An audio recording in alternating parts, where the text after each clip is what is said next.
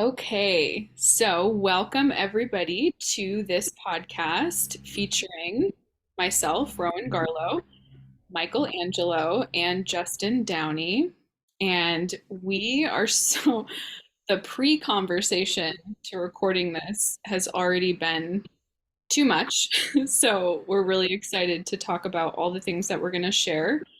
To start, we're each just going to tell you very briefly who we are, why we came together to do this. And then we're going to drop into a practice, a heart awareness practice, so that your body is prepared for the transmission and the conversation that we're going to bring forward today. So, I am Rowan Garlow. I am a trauma recovery practitioner, and I work with the nervous system. I work with soul retrieval and hearts work. And these two people here are just men who are so intelligent and so embodied. And I appreciate both of them so much. And I truly, truly feel like this conversation is ordained by God. Like God told me, bitch, get these people in the same room because what the fuck is about to pop off is going to activate people. It's going to activate them into remembrance of who they are, of why they're here, of how they can continue to move forward in greater wholeness. So I am so fucking excited to have you guys here. And I'll pass it over to you, Justin, to just tell us a little bit about yourself. Hi everyone. My name is Justin Downey. I reside in the Boston area. I am currently working on a couple different things and figuring out a coaching program for myself to kind of step into this realm of trauma and integration.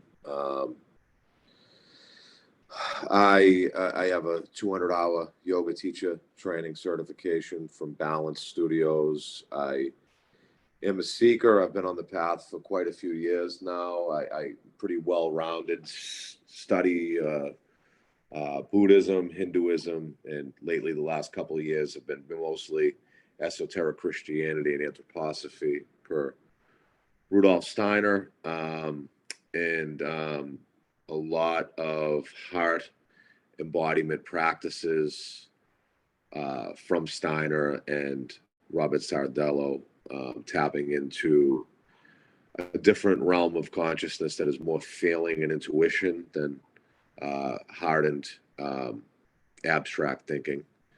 I'm just a seeker, and my passion is trying to help other human beings discover their true nature and discover why we're here, because the world seems no one seems to know why we're here right now, and it's a pretty heavy time, and that's just kind of my passion and who I am and what I'm trying to do. So thank you for the introduction, Rowan. And we'll pass it over to Michael to introduce himself.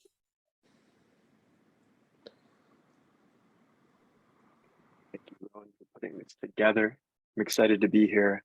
My name is Michael Angelo. I am an embodiment facilitator, and I sprinkle in a ton of spiritual mentorship into my work as well. The main focus of my work is somatic, and also work in the realm of trauma recovery, integration, and really my intention and whole focus the past few years has been the cross section between embodiment and spiritual development. Like, how can we actually integrate the somatic trauma recovery process? How does that parallel and correlate to the spiritual initiation or awakening remembrance process? And how can we honor both? Because I think that's so important in this time, and I have a feeling we'll be touching on this kind of like, we're like bridging in so many ways in this conversation. I think we're going to be bridging duality and bridging two different forms of consciousness into a new consciousness. So that has been kind of just what I've been tracking the past few years, been studying just a lot about reality creation, phenomenology, also very into Steiner, and so excited to be with another student of Robert Sardello's. Very hard to find that. So I'm really excited for what's going to come through, and just an invitation. I know we've touched on this, but before Justin leads us through like a heart practice, just an invitation for everyone listening to feel your body, just feel your body in space as we're here speaking, because even if certain things don't land intellectually, they will, subconsciously or somatically, or we could say energetically. So with that, thank you so much for putting this together, Rowan. I'm excited. Okay, and we're going to go into the heart exercise, but I also just want to say, so Gigi Young was the person who got me into Steiner because everybody kept telling me, Gigi Young, da da da, and I was just like, what the heck? And so I finally looked at it and I was like, what? So Gigi Young changed the game for me. She's a little too academic for some people, like her delivery, but I've heard that from a lot of people. But it's a really good like recapitulation. I actually learned that word from her. It's a good recapitulation of Steiner's work, and she goes into theosophy, and she also wraps so much of it into modern times, which is really what we're meant to do. And I think hopefully what this conversation and even this heart practice is going to do is it's going to bring all of that into the present moment. And how does that apply to us now? Because it surely does. It really applies to us. Okay, so Jeff, lead us through the exercise. Yeah, I will. I just wanted to say, Rowan, I love Gigi Young. She's phenomenal to listen to. She's also really opened me up to Steiner in deeper ways too, and the work of Douglas Gabriel. And I have to give my guy a little shout out on here.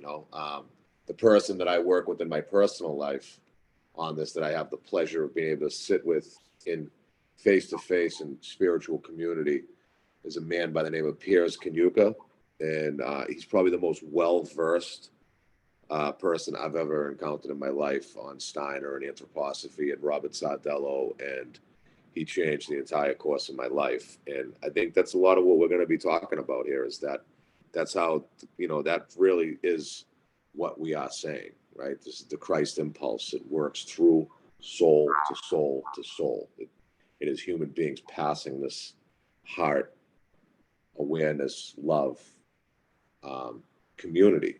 And I think we're going to get into that a lot in this conversation too, the importance of heart-centered community, right? Especially in a time like this.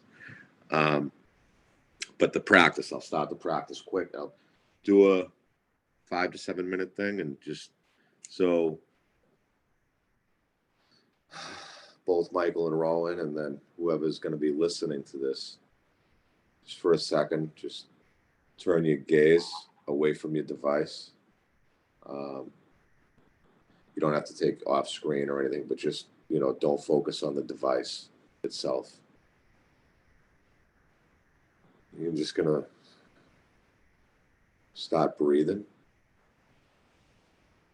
But it's not going to be a typical Ujjayi nose breathing that you read and feel a lot in a lot of meditations and Eastern traditions. I want you to take all these breaths in through the mouth. Because essentially what we're trying to do when we get into the heart is take the head offline. So we want the concentration in the body. So breathing into the mouth and just noticing the breath fill up the body. And feeling your body's depth and weight.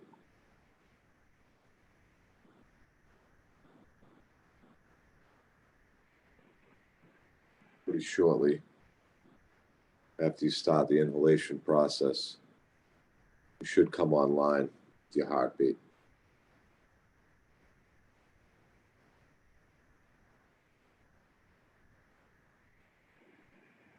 Silence and your awareness with silence and your relationship with silence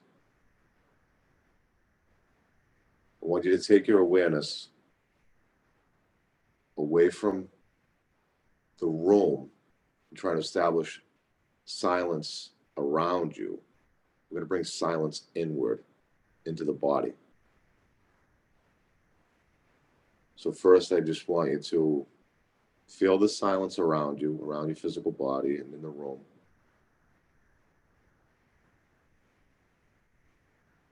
And I want you, with your awareness, to bring that silence closer and closer to your physical body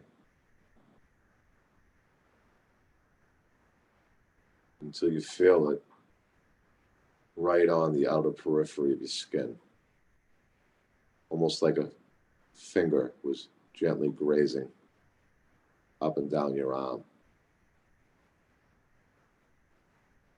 In the boundary of silence.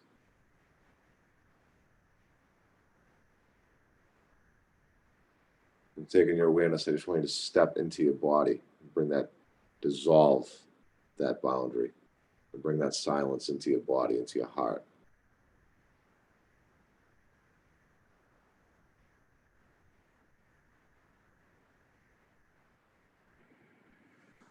And inwardly say heart,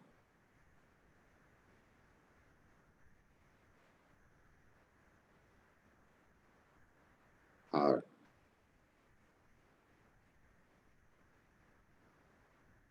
heart.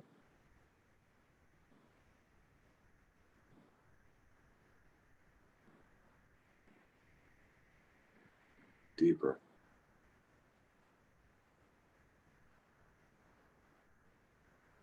Deeper.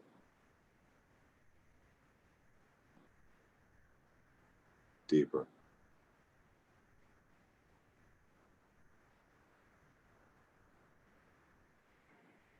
I want you to feel that silence, that awareness around the periphery of the physical organ of your heart.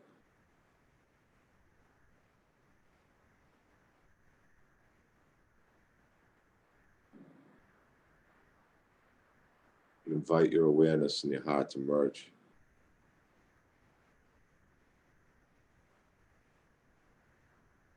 Inwardly say, she feels.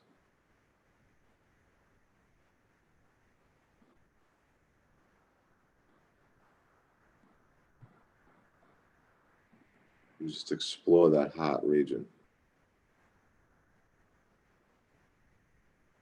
And when you inhale and fill up the body, bring your awareness into the back of your heart space. So you can feel your breath and your back body rise. When you exhale, pushing that breath right through the center of your heart. Washing the heart in its own awareness.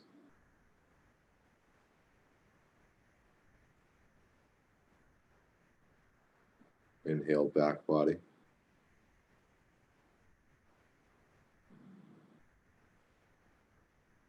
Exhale. Push it through the center, washing the heart.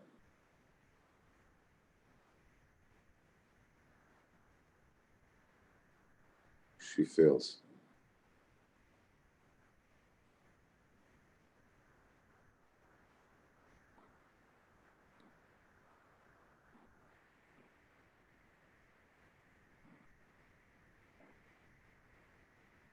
Just explore the depth of your body,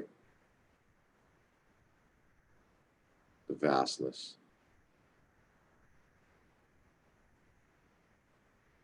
the pure, effortless awareness that you are.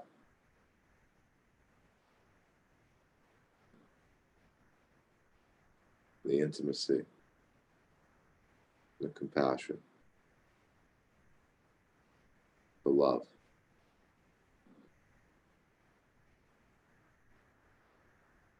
The absence of thoughts.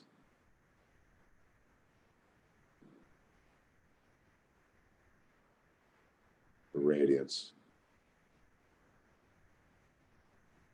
Connection.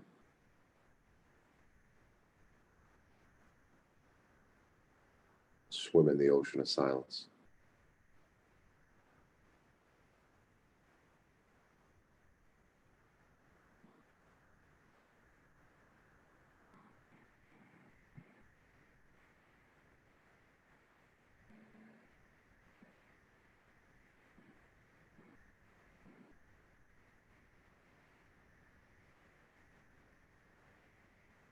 And coming back into the room, just gently open your eyes.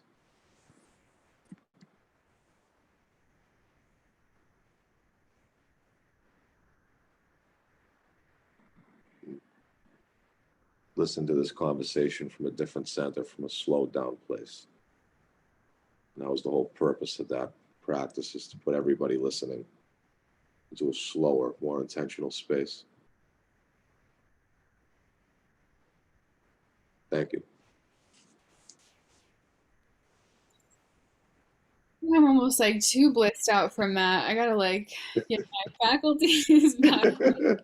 I know, it's a lot. Also, my heart popped twice at the end. Like I felt like this popping sensation, which is not unusual. Like I have a heart condition, so sometimes my heart does pop, but like I haven't felt that in probably several, I don't know, I can't remember, like last days, couple days, weeks or something. And so I was like, whoa, right at the end, it kind of did that. And I don't know, I guess I took it in a positive way as something like kind of resetting or like discharging from my heart. Mm. And I could really feel myself sink, like at the end, like take up my whole body and yeah, have a lot of love and compassion for the intimacy that I have with my own being. And I actually felt completely silent in my mind, which is not always easy to do. No, not easy at all. Maybe another day I wouldn't be able to do that, but just in this moment, I was able to sink completely into my body. So that was my experience of that. Thank you so much. You're welcome. Yeah, thank you. Yeah, thank you so much, Justin. I can feel your practice through you sharing the practice. Like I felt the silence being transmitted from you, which made it easier for me to tap into that silence, because it is a presence, right? It is a living force. And I'm loving how we opened like this because when you're attuned to that and you can feel the silence and you can feel that presence as you're speaking and communing, that it starts to speak you, right? And it's like something else starts to move through you. And to me, it reminds me of there's a quote in the Bible, and I feel a little like I want to set some context. Even just me saying that might trigger some people, right? Like bringing up the Bible, but I think people will come to understand that the things we're talking about today, the esoteric side to some of these Christianity pieces, are very, very different in how they've been presented in the mainstream. But it was something along the lines of like not planning what you have to say, because then we're operating from the mind, from this conceptual, like analytical, premeditated posture. Whereas when we're in that silence and that heart awareness, it's like something like the unity can act through our individuality at that point. And I love that you brought in the she feels, right? I love that because it points to the fact that the bodily heart intelligence, like the Sophia consciousness, right? Like it's a distinctly feminine consciousness. Yeah. And it's like this living feminine principle. And that's the piece that was cut out of traditional Christianity and cut out of a lot of even Eastern spirituality, not all of it, but a lot of it. This movement towards transcendence and consciousness and this leaving of the body. And I think that gives us a taste of what we are being called into through this like feminine impulse, this feminine initiation of like immanence, like bringing the divine down into the body and into like our community, how we're relating, like all these kind of pieces that we're touching on. And so I thought that was a great practice, man. Thank you for bringing You're that welcome. You're welcome. Thank you. And thank you to everybody who's going to be listening to this for joining. It's weird when I do that practice with people. Especially when I'm leading it for people. I feel like I'm like entering into the people around me with it, like little somatic things that happen to my body when I'm leading it. Is I come very, even as I'm speaking, I come very, very, very in tune with my own heart. And one thing that it always does, and that I love, and this is what I've always equated it to for practicing it so much, that heart resonance will come right up my chest to the right side of my neck and come in my ear, will start pulsating. And it's bringing me into a deeper center of intently listening to people afterwards. I noticed that my list, so that's how I kind of equated that connection. Was I noticed that when I would sit in circles and do that heart practice at the Alcyon Center, my listening would just be like opened up to a whole other level, right? And we would, that practice, that place is so special. I've been telling Rowan about it for a while now, and I've given her an open invite. And, you would open invite, Michael, if it ever interests you to come. It's in Maine. It is a center, a spiritual center up near the Acadia National Park, and pretty much they do different cornerstones and groups there.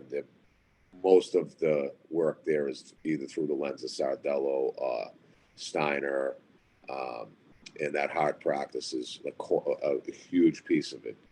And what that heart practice has taught me over time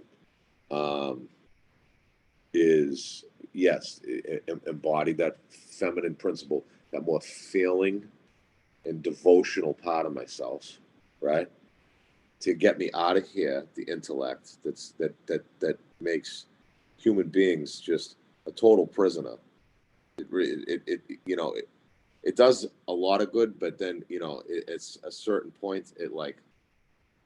It's almost like when like Frankenstein turns on Dr. Frankenstein, right? She starts, people consume themselves in their intellect, and they don't really know anything about getting into this bodily place and that resonance place. The heart consciousness is slower. It's slow. So, think about the women in my life throughout the course of my life, or your life, Michael, or your life, Rowan, and you being a woman.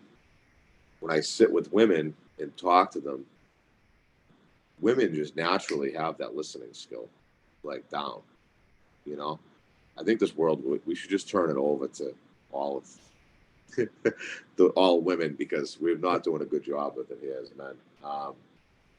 And that, that feminine principle is just, a deeper bodily relationship, right? It teaches you so much that the mind, you could never ever get to, no matter how many different mind practices or breath work practices or meditation practices. Or I don't know about both of you guys at this point in my life. I'm practiced and techniqued out, to be honest with you, from doing so much of my own spiritual work and so many different meditation practices, and yoga practices, and meditation practices, and plant medicine. And that heart practice has transformed me deeper as a human being than anything that I've delved into, because it slowed me down and brought me to a more intentional place, a deeper ability to listen to other people, and really, really listen from a place of love. And when you get into that heart practice, the thing that I love about it so much is you can really feel where you're blocked. Because if your heart's blocked, you won't even really be able to enter into it. It's like a force field, and over time, it kind of starts chipping away at the blockages that surround the heart and gets man or woman out of their primal lower three centers. And it puts you into a more intentional place. And that's the thing that I love so much about that practice. Yeah. Yeah, I had a few things coming up for me listening to you, and to go backwards. Yeah, I agree. I'm practiced out. I don't even consider myself like a spiritual, I'm doing air quotes for those of you who can't see, like a spiritual person, or in like the spiritual community, even though like that is very much my passion. For me, I'm at the point, if it doesn't filter down into my relational human day-to-day experience, I don't want it. I throw it out. Because I think that's the initiation of this time. And I know, to kind of bring in a couple of pieces here, like something Steiner talks about in his kind of cosmogony is how we so deeply need a spirituality of our time, something that's actually connected to the future time stream, where almost all of these practices, you know, things that you're mentioning, plant medicine, meditation, yoga, these are all thousands of years old. And it's not that they have no value, but they're incomplete revelations because they're not designed for the modern human being, because they come from the past, they come from antiquity. It's not a value judgment, that's just what is. And we are actually in a different state of consciousness, just like you were saying, Justin, because we've become so intellectualized. The I, the sense of I, what we call the ego, has crystallized so much, which was necessary at a certain point, but it crystallized so much that now it's turning in on itself. We are becoming enemies of ourselves and enemies of each other, which is going to lead towards the war of all against all, which is the trajectory of just an intellectual consciousness. And I think all of these practices, most of them, have become intellectualized. Even the body-based practices, and you guys can let me know how, I'm not like bashing anything. This has just been my experience and a lot of people I work with too. Even like more body-based practices like a yoga can become dissociative and actually take us further out of the deeper vulnerabilities that are there, because that's also, like you were saying, how the people who are so crystallized in their mind, like we've just grown up in conceptuality, right? And so there's going to be like blockages to coming into that heart awareness at first. And then I think there's also another side to it where it's like we have all this unprocessed fucking trauma and all this shit in the soma, that also kind of just keeps us popping into the mind. And if we don't have like, I'm kind of getting into, you know, other pieces here, but if we don't have the proper tools for that as well, then these things can become very disembodied, a lot of these practices. So I love things like heart awareness because it's bringing us out of conceptualization and into the body, which is a different consciousness. So it's like, and I'll pause here. I'm curious what's coming up for you guys, but it's almost like at this moment, we are amphibious creatures. Like we're inhabiting this intellectual conceptual consciousness, which has like become its own thing. And then we've lost contact with, but are now coming back into remembrance with this bodily feminine, what Steiner calls the atavistic consciousness, yeah. Which is what we came from. So just to set the context here for people, like consciousness evolved over time, and so did the world. So we didn't move through the world in the same way. Like human beings 2000 years ago had a completely different experience of reality, and they didn't have an individuality as accentuated as we do. So if you look at like animals, right, like a dog, they have some level of individuality, but it's not nearly as amplified as like you, Rowan, or you, me, or Justin. Like it's not like that. And so it's more species, like tribal, we could say. Like in the past, I would be Michael the Jew. I wouldn't be Michael, right? I was more of like, it was more of like this tribal kind of unitive consciousness. And so we kind of fell out of that and started to crystallize into individuality more and more, and into what we lost in that state.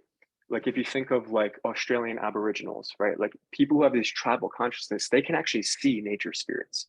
So it's not a belief. It's not a belief that nature is alive. That's actually how they experience the world. The Romans, the Greeks, there wasn't a belief in Apollo or Athena.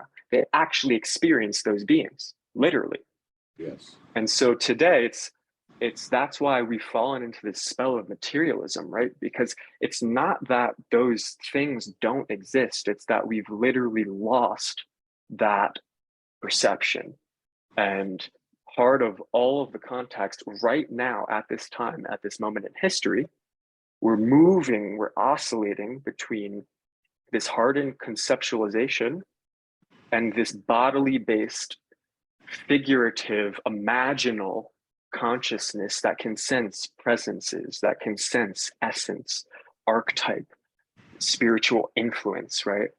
And so I think what we're being called into is like a combination of both of those things. Mhm. Yeah. Yeah. Wait, I And want we, to add something to that just real quick. And then go ahead. we're all gonna be like little horses just champing at the bit to get in here, to get into this conversation. So many hot ticket items in what what you just stated. So this process that we're in, right, when at the very beginning, I think, Michael, you might have said, having a lens or a cosmogony that is for our time. Yeah. And so all of the people here on this podcast have found a cosmogony that makes sense, and it's through the lens of Steiner's work, which is that we are in this process of re-spiritualization. So the real time impulse is we're in the re-spiritualization arc. So we have come as far into the material plane. We've come as far into the material plane as we possibly can. At the end of every epoch, so what Michael was talking about, like these different phases of human evolution, it was a completely different, and then if you really zoom out and you look at like these massive epochs, we are dealing with completely different, going back to even like a Lemurian phase where we're not even fully solid. Our ability to even try to conceptualize of that is like, it's just such a completely different time. But we've gone through all of these phases to get to this point, which is Earth, the Earth phase, right? Which is what? Density, matter. And this is a very sought after position within the cosmogony because it is the point of consolidation. And so there are so many beings who are seeking embodiment, who are seeking a body, which would lead us on a whole other conversation, okay? So I won't go there quite yet. Maybe that'll come up in this one. But this is to get to this point, to have this type of a physical form is actually incredible because we are consolidating all previous epochs in the Earth phase, and we are also following the impulse, which is the re-spiritualization phase. Now, at the end of every epoch, the Lemurian phase, the Atlantean phase, and even just the rise and fall within the human history that, let's say, the average person would be aware of, what we see are these splits, right? This bifurcation that always takes place because there is typically a portion of the population or a portion of that group that is not able to move into right time. So they become stuck in the previous impulse. And this is what stops evolution. And this is what starts the process of dis-ease and fragmentation and disconnection, because you are no longer actually in right time with the universal impulses and what the planet itself is doing. And when you do that, the practices, like you guys were saying, all of that is not even in the right time. So it's not going to work. It's like trying to use a spell, but that spell doesn't work in this time. So we need to be updating ourselves to where we're going, and where we're going is not adding matter to the body through, something like we're going to talk about in the transhumanist agenda. It's not adding mineral and density to the body. It's actually accreting light into the body so that it can hold more consciousness. But that is a very unpleasant process.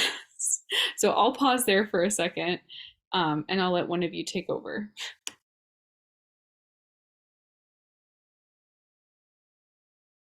Justin, you're muted, brother. There we are. I love everything you guys just said. And especially when you were talking, Michael and Rowan, about the ancient atavistic clairvoyance consciousness, the folk soul that you were talking about of more indigenous tribes. Us here in the West,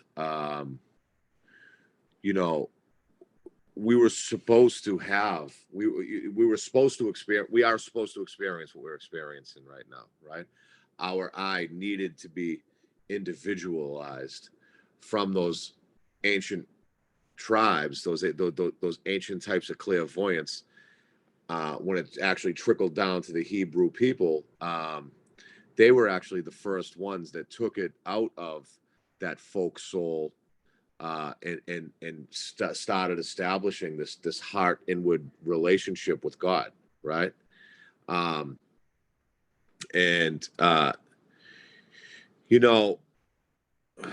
Referencing Steiner, it made me think of the fifth gospel, and I don't know if either of you have read that, or if other people have listened to this have read that.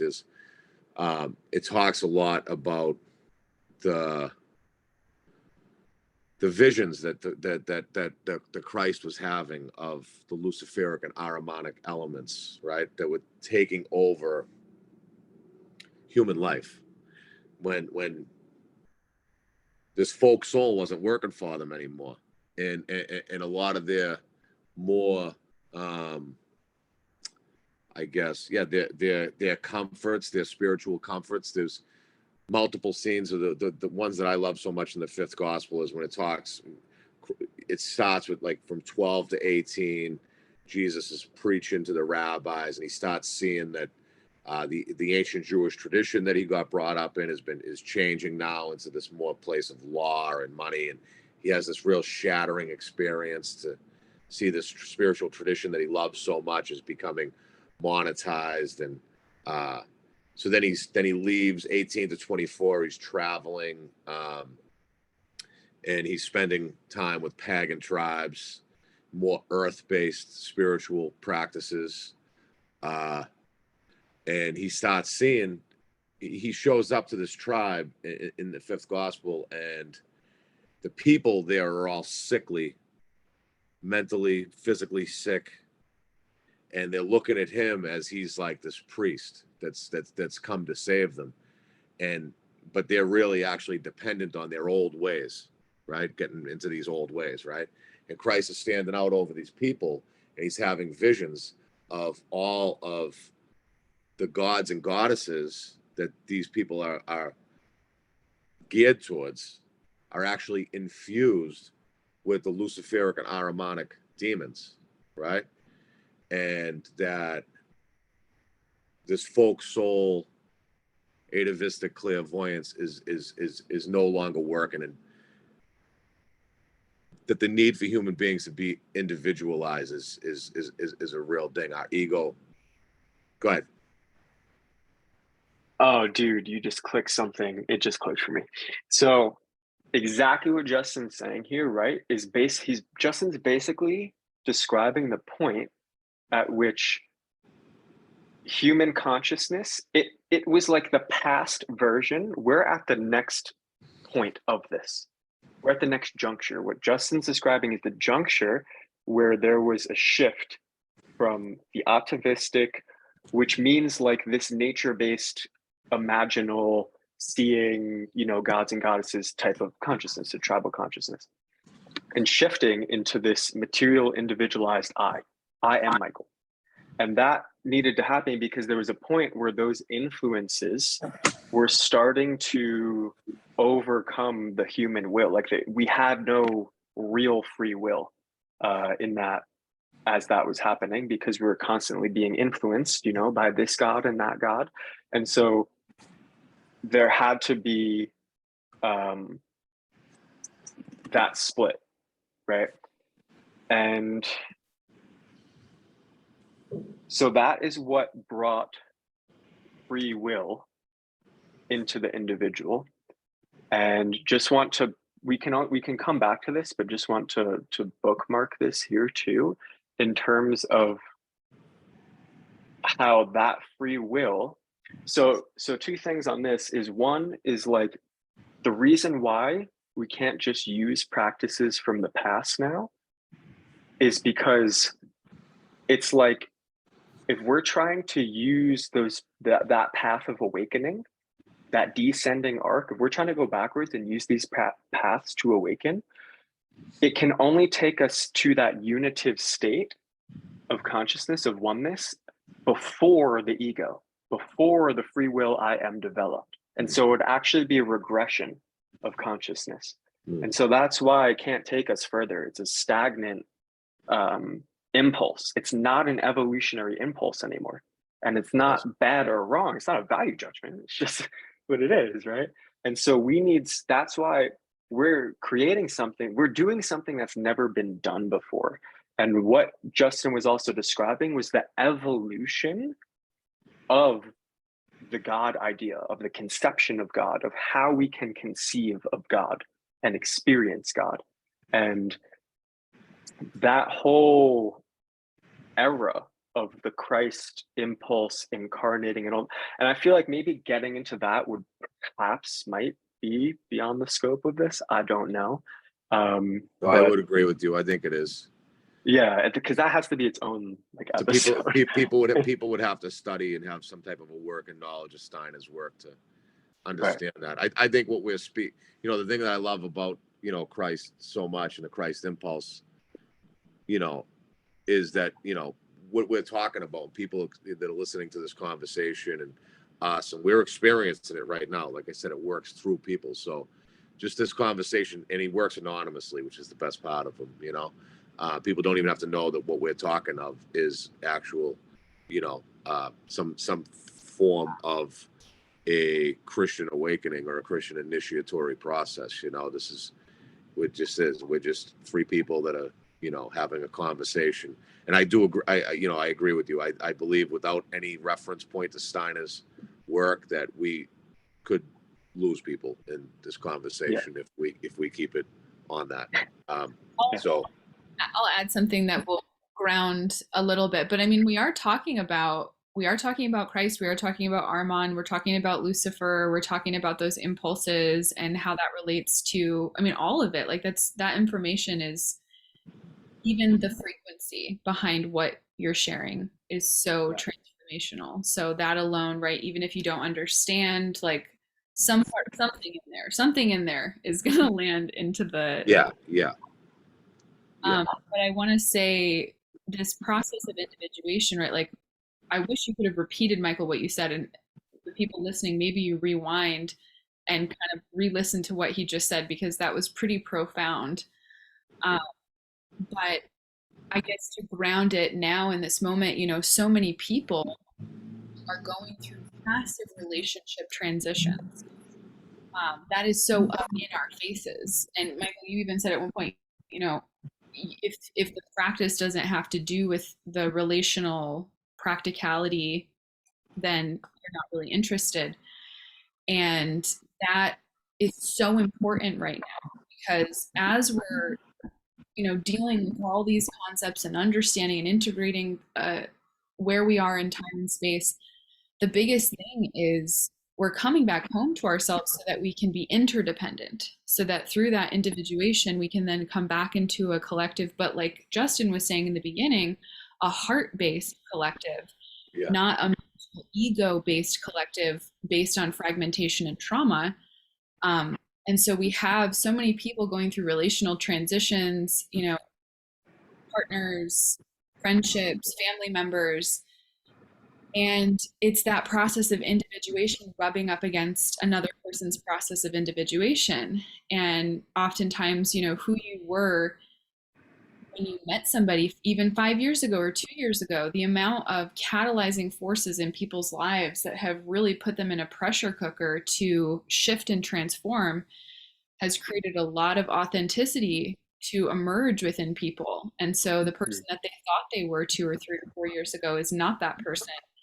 And we're seeing incompatibilities crop up that, if the person knew themselves better before, wouldn't have happened. But I just see all these people starting to know themselves, maybe for the first time ever, and not only just know themselves, but actually own themselves and own all of the parts of themselves fully and completely. Because in that process, then you find the tribe, the community, and the people that you can be interdependent with that are actually based off of your soul's original essence, not based off of whatever personalities you develop to socially survive, or in some people's cases, in a lot of people's cases, or just not connecting at all and completely shutting down from the world. And we have so many people that have been so heartbroken, so, wounded and just brutalized by their human experience with other people. And it's like, well, the heart is what's been targeted in these people. The heart is what has been shattered and broken. And it's through that fracture of the heart and through that wounding that we get sucked into those lower nature, the Ahrimanic, the Luciferic impulse. And it's not, like when we talk about this and we have this conversation, it's not to judge that, right? And to say, you're being Luciferic, you're being Ahrimanic. It's to say every single fucking person on this planet has those impulses. Our job is to recognize what wounding that's coming through so that we can take care of that, so that we can lead forward with our hearts, so that we can rehabilitate our hearts, and so that we can remember what it means to actually establish love on this planet. That is the role, right, of like breaking these generational curses, being the people paving the way. It's very, very challenging because you don't necessarily know. Like Michael was saying, we're doing something brand new for this time right now. So we're, nobody knows exactly like what the fuck they're doing. That was Team up. that. We're trying to team up with the people who we think might know something, and then we're like, gang, let's have a conversation. Okay, go ahead. That was my whole point of bringing up the fifth gospel, right? Where you got to at the end was, I believe that those visions that Christ was having with those pagan tribes, right? Where the people are sickly, they're falling apart, they're mentally ravaged, and they don't even know what's going on because, they're doing their lives and they're doing their spiritual practices and they're, but there's something crumbling, right? That is like needs to crumble, but they don't really know that this needs to crumble, right? So they're just like their world's ending, and I believe we're witnessing that again right now in this society. When you're talking, Rowan, about the incompatibilities in human relationship and people and this and that, man, like all I could really think about was that it's really happening in the men a lot more than it's happening in women. I'm seeing women in my life being strong and resilient and heart-centered and wise and loving and aware, and I'm seeing men are just crumbling, and their bodies don't even look the same. Men have less muscle than they had. Even when I was growing up, I'm 42 years old. They're less athletic driven. It looks like their bodies are slumping in on each other. Like there's this like shame that is being stored in their body, and they're trying to protect their body. And all of us, men and women, like our sexual energy with each other is completely whacked out, and it's all based upon conditioning and pornography, and it's not of God, and it's all these crazy sexual fetishes, and you know, it's turning in on society. And this is what we were talking about with those Ahrimanic elements, right? Yeah, I wanna just jump in for 1 second and say something too, that this is like almost to be expected, like within an unconscious society, because the wounding is so immense Hmm. that the strategies that have been given in mass dose are the coping is everywhere. You can fucking cope your way to death Yeah. out. And that is exactly why we need to be having these types of conversations, because if there is not an alternative, and you don't even understand what you're playing out. It's a repeating, playing out, trying to get somehow, if I can replay it out in this way and I can get it to turn out differently, then somehow I've been able to conquer that thing. Hmm. And it never turns out that way. It's like this endless seeking to try to complete something with by dancing with the harmonic and luciferic spirits and by dancing in those worlds. And yeah, I Can I bring in something there? Sure. Were you finished with that thought, or was there something else? Well, I guess I had one final sentence to say, Yeah. that Yeah. the only men that I see that are really living, right now. I mean, there's a lot of people walking around breathing, right? I'm talking living, right? The only men that I see in my life personally that are living are ones that are tapped into this heart feminine awareness. The only ones that I see. And I'm around a lot of men every day. And yeah, it's the only Well, ones that I see that are tapped into this heart space, and more in tune with the feminine aspect of their own nature, the wisdom, the resilience, the heart, the devotion, the love, the compassion. Those are the only men that I see that are actually living fruitful, noble lives. yeah, that makes complete sense too, because I think what we're touching on here is that part of the initiation of this time, which is the feminine initiation, which is a descent into the body. It's not a rise. The feminine's not on the rise. She is descending. The goddess is descending. And to ground this down super practically, what that means is we have to confront all of the deep, unprocessed pain, so deep that if you just felt it, if there was no coping, if there was no posturing, if there was no, it would be complete psychosis immediately, speaking from experience. And so it makes sense. Justin's like, yeah, everyone here is like, yeah, me too. Me too. It makes sense because men especially have not learned how to emote, especially. So there's a whole nother layer on top of that. But to also tie this into like what we've been talking about here with these parts, the way that, so just to like super briefly, I know we should have done this probably like a half an hour ago, but like super briefly for people listening, if you're not familiar with Luciferic and Ahrimanic forces, these are simply principles of the universe. Just like gravity is a principle, it's the Luciferic impulse, or it's a principality, an energy, in a movement in the universe. We could say entity, but it's not like a being like you and me, you know what I'm saying? So we don't experience it like that.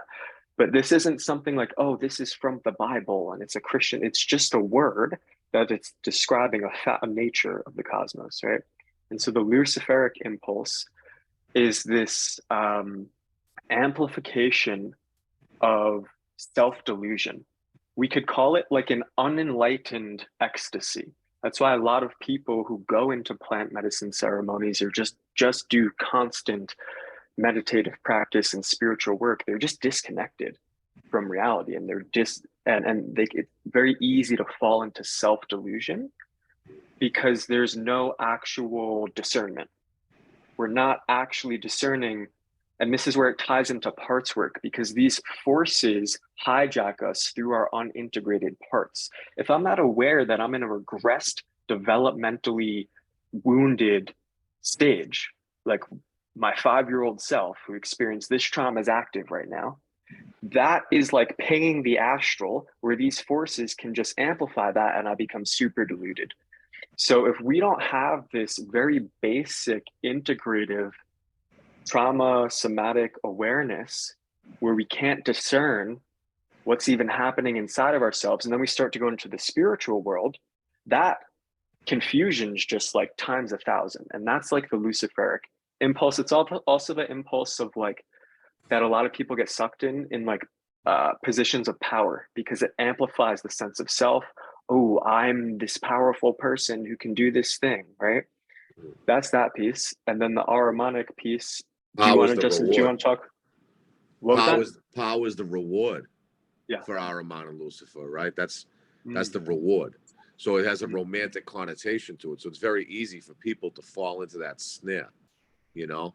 And I just wanted to like give a little bit more context to Ahriman. I shared this in our little group chat to give the people, because I really thought this was like profound when I found this. I was searching the origins of Ahriman a little bit earlier yesterday, and the first known written words of Ahriman, right, are the first inclination of his existence was from the Zoroastrian tradition, right? Zoroaster, ancient Persia, and it was in the Gathas, which is their written text, and the word was a root word of Angra Manu, and the Angra Manu means evil spirit, evil mind, evil thought, right? So it told me right there, okay, so this principle exists within us, right? It exists within us. It's like a slumbering giant inside of all of us. Me, Michael, Rowan, everybody listening. We all have these Ahrimanic and Luciferic principles inside of us. We're born with them. And Steiner will say that when it comes into anthroposophy, and his explanation of Ahriman is that this is basically our cross, right? Lucifer and Ahriman is our cross to crucify ourselves on, to be rebirthed into that Christ principle, that heart principle, right?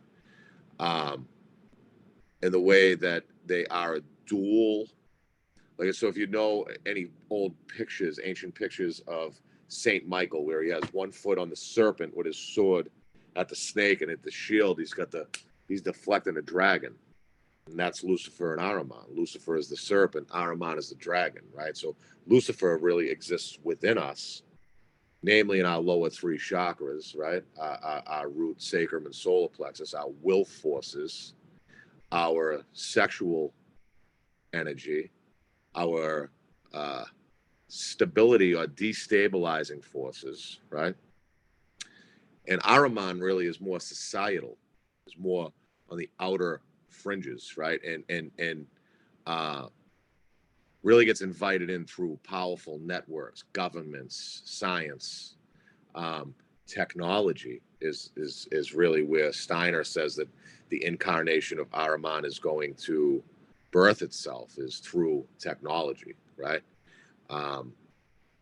When people hear incarnation, they're thinking like of a human birth, right? That no, but these devices that we're so sucked into on a daily basis, that we're on right now to even do this podcast, although we walk around within our pockets, have just incredible Ahrimanic influence over us, right? It's constant bombardment, it's constant distraction, it's access to any darkness that we want to tap into, right?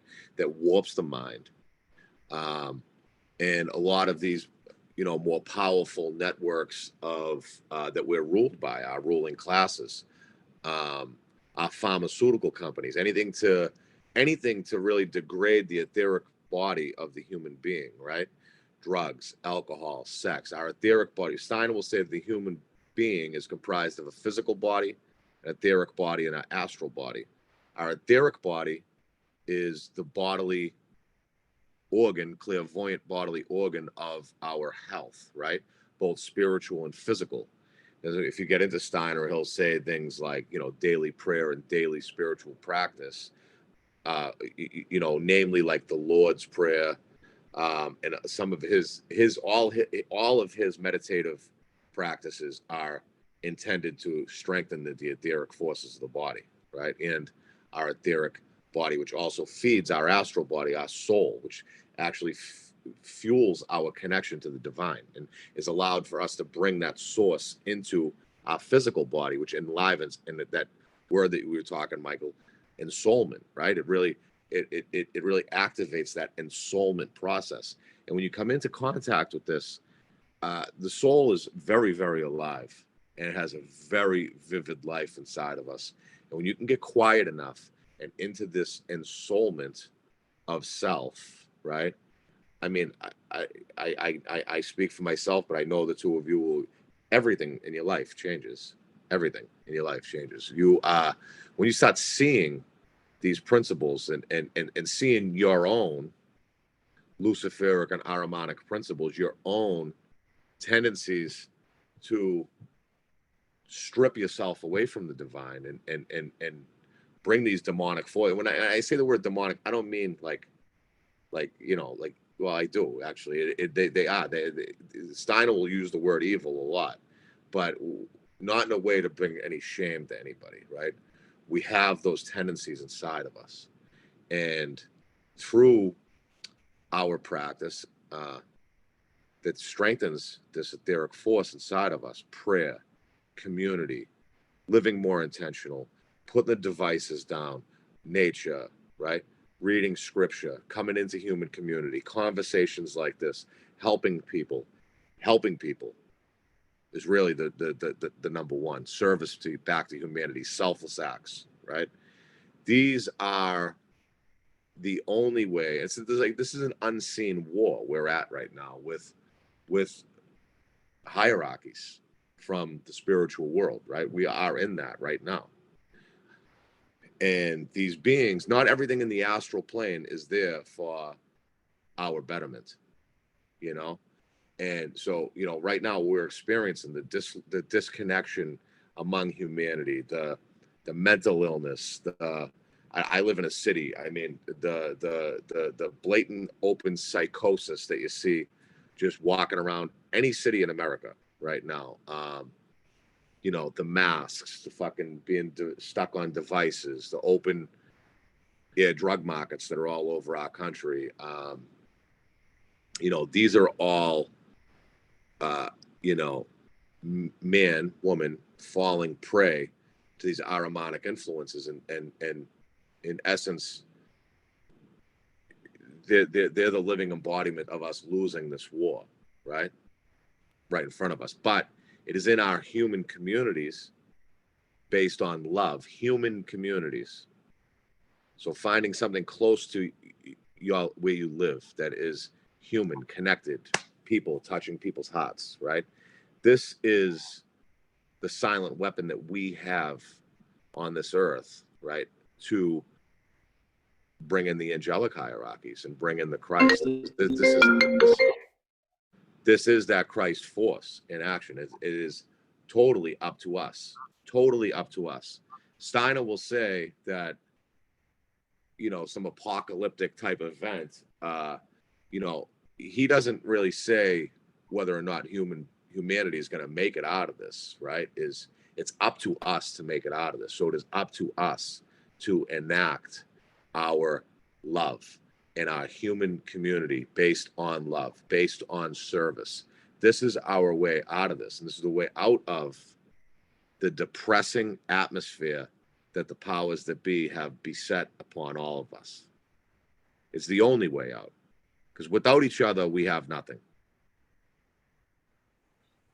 Yeah, I'll end with that on my rant. Oh, that's amazing.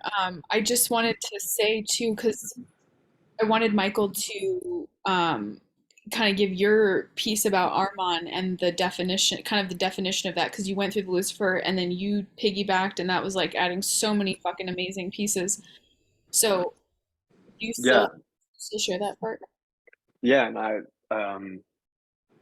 on Justin's last note, I think it's a good segue into like another, dimension of what the harmonic influence is, and it is a density, right? It's a because it's the spirit of materialism. That's what Ahriman is spirit of materialism, a 100% material consciousness, intelligence, and how we experience that is density, heaviness, depression, like you're saying. And so what we're seeing is literally the cultural, like societal manifestation of that. And it's also an impulse moving towards control, because what that impulse wants to do is control human free will. And so that's why we see the state is actually a crystallization of the Ahrimanic influence, because we're outsourcing our autonomy to this thing that's trying to gain control over us. And so there's a piece here. I don't want to get too deep into this because this is something like I just started decoding, and it's like a whole nother thing. But there's a piece here that of like that the heart consciousness getting into this space that we're talking about, which is the space of the Christ impulse, which is like that middle point, the 0 point between the two polarities, Lucifer and Ahriman, like Justin was saying. That what that does is it births a higher morality in the human being. So we actually don't need this external force to create cohesion, or what was the word? Coercion, coherence. I don't know. Fucking cohesiveness. Yeah. All of those words. We don't need this external force to create some sort of social cohesion, so it's not just complete chaos, because that's what we're depending on the state for right now. So what the organic impulse, to bring this in, the artificial and the organic impulse. The organic impulse is the Christ impulse. It says does not matter, has nothing to do with Jesus, the person. If you believe Jesus or Christianity, has nothing to do with that. It's literally the organic blueprint of the divine mind is the Christ impulse, essentially. And that's our like authentic, natural evolutionary trajectory. And what that would birth in the human is a higher morality, so that we can actually like depend upon our connection to the divine to be able to navigate relationships and like to have political structure and all that shit, right? And then the other impulse playing out right now that we're literally seeing, like what Justin was describing with the masks and the vax and the this and the increased control and more rules and more agenda, more manipulation, that is this artificial Ahrimanic path. It's also related to AI and transhumanism, because we're giving over our will to something. We're giving over our identity to this. We have social media identities. We have virtual identities. And what that's going to be, it's going to be a world which is called the eighth sphere. If this were to play out, this trajectory timeline, it would lead to something called the eighth sphere, which is a world where there's no free will. It's complete control, and we have lost complete connection to the spiritual world. We'd be completely severed from the spiritual world. We'd be completely material. It'd be a singularity consciousness. It's like just having, the thing about the Christ consciousness is it is an individual unity. If that's the paradox of Christ, that's why it's a mystery. That's why it has to go beyond the mind, because it's both. Whereas the past consciousness was just unity, right? But then it's an inversion. So are you guys seeing what I'm saying here? Like the artificial consciousness, it's an inversion of that unitive state, because it's like what you see in movies. Like if you've ever seen like Edge of Tomorrow with Tom Cruise, or some of these like alien movies, or even like fucking iRobot or something, where like there's like a robotic consciousness and there's a whole bunch of robots, but they're not actually individuals. It's all one. They're all just carbon copies of the same thing.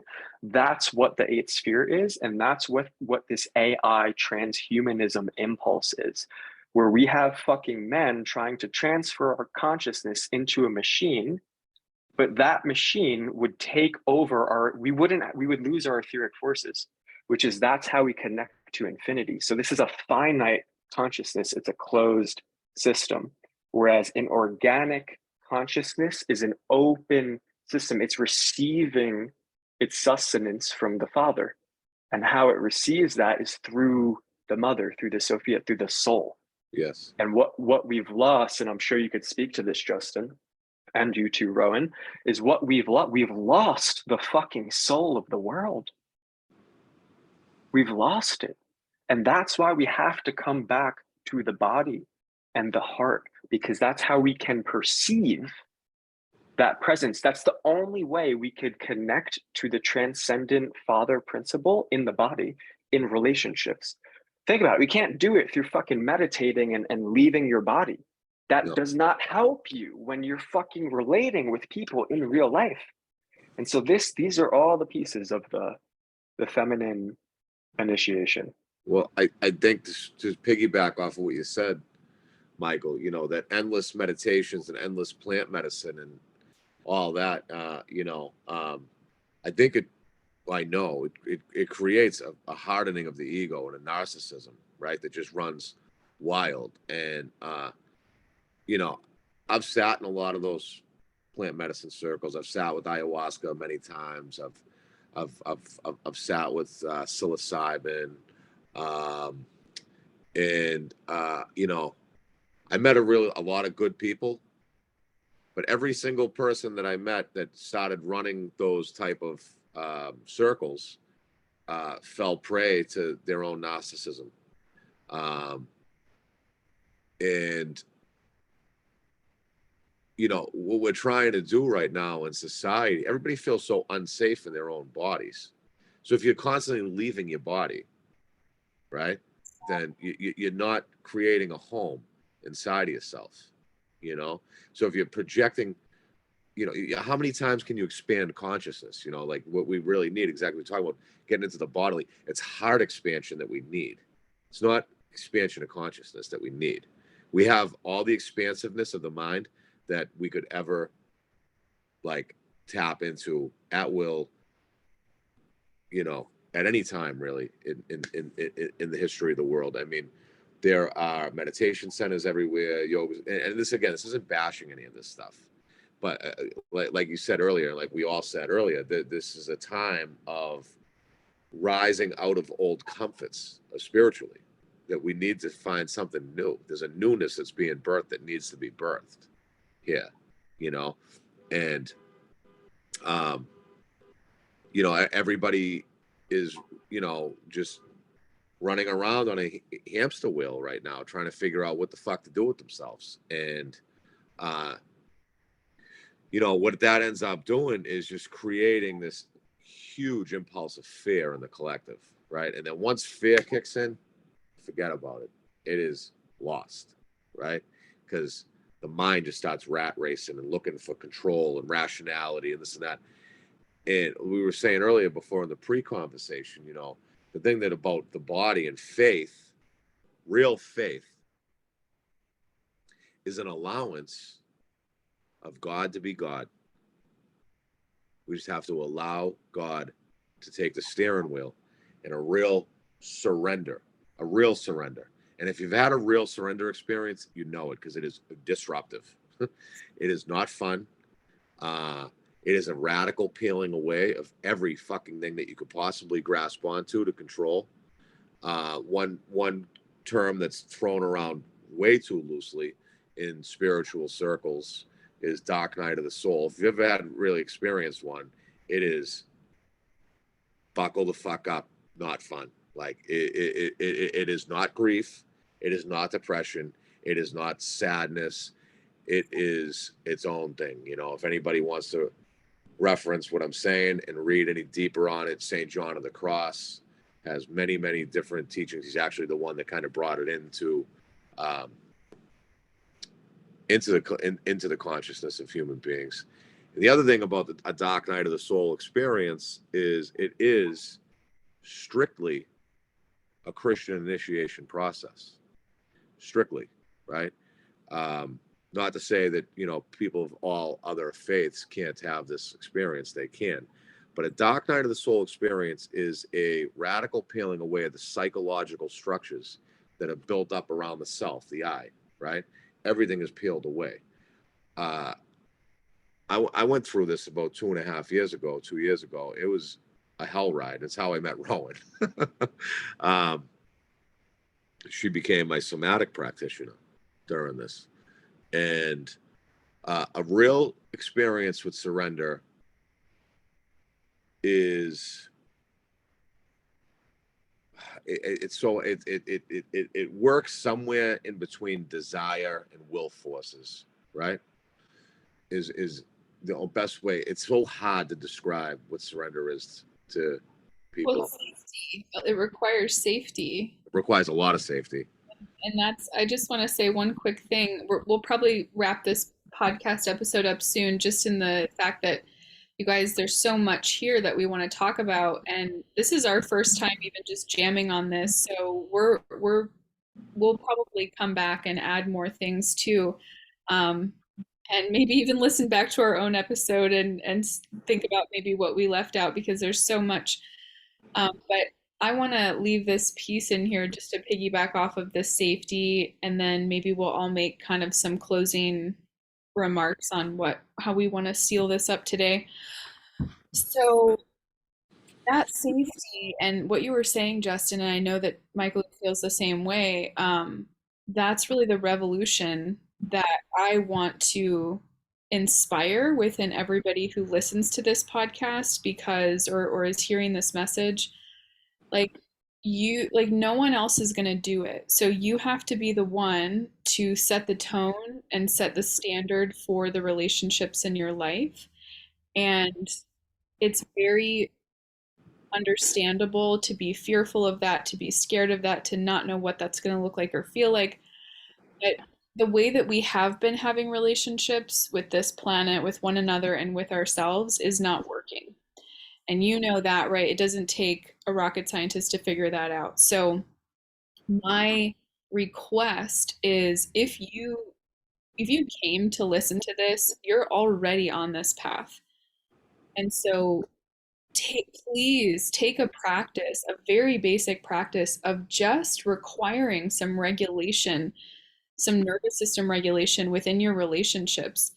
Can you talk to, this is something that actually, because Michael and I both live in Asheville, and so this is something that I have actually been able to practice through him, because he was the one that was really wanting to set the tone with that, with a nervous system practice, because he's had more exposure to people who, do that type of thing. So it wasn't, as big, I guess, as big of a thing for him to bring that up, and also just a need for him in relationships. And so it was so beautiful to have that invitation, and different and unique and strange and vulnerable and scary. And what I noticed within myself is that there's actually so much emotional content under the surface at any given moment, oftentimes within the relational field, that people are terrified to check in with their own body, because if they check in with their own body, they are going to be flooded with things that they are terrified, if flood out of them, is going to create a negative situation with the person in front of them, whether that's abandonment, rejection, the person like smothering them in some way.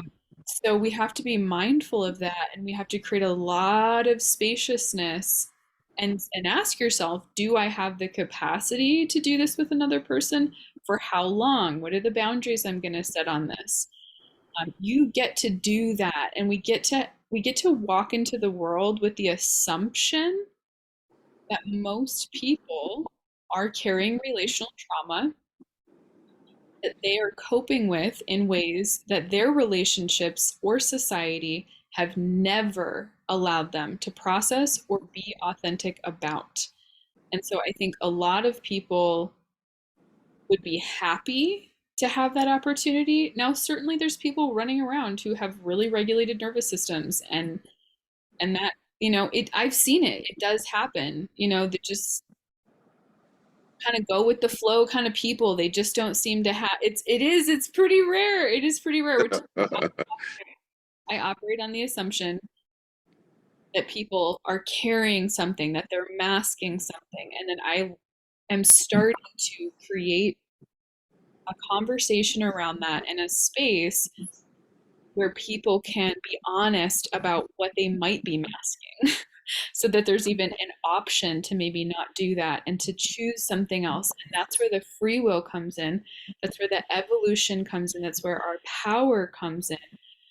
And that's where we get to actually be creators, conscious creators in our life now, in this moment. Like that's possible through practicing everything that we, ensoulment, embodiment, and then also doing that with relationships.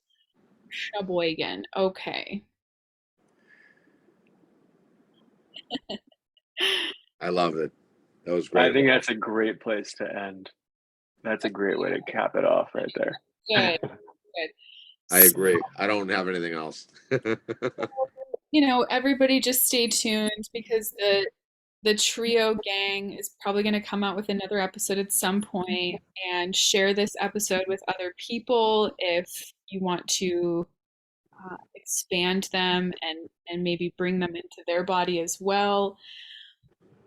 And yeah, thank you so much for being here. I'm so glad that this God ordained conversation happened.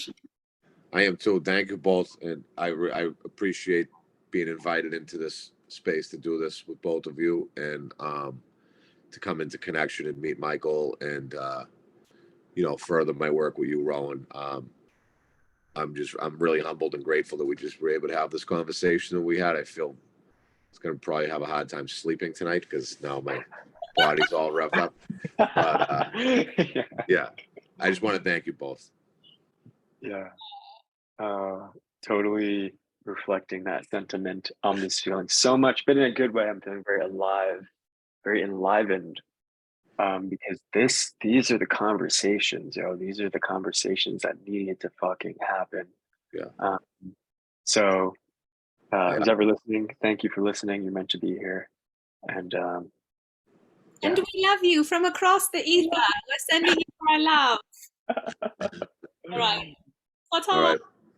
Bye, everybody. Hey, no, wait. Before we sign off, real quick. Where can people find you? That's so unprofessional. Oh. Shit, girl. How'd you forget that? How could we forget? So you can find me at rowangarlow.com or at Rowan Garlow on Instagram. And you could find me on Instagram or on Facebook. I don't think either one of my accounts are private. They're public, and I am very welcome and open to anybody reaching out to me to talk and connect. And if anybody's in the Boston area and wants to meet in person and discuss how we create more human communities based upon this, I'm very open to that as well. So that's how you find me. Y'all can connect with me, mainly on Instagram, at it is Michael Angelo. And I'll put all the links to everything in the description below. Okay. Peace, everyone. And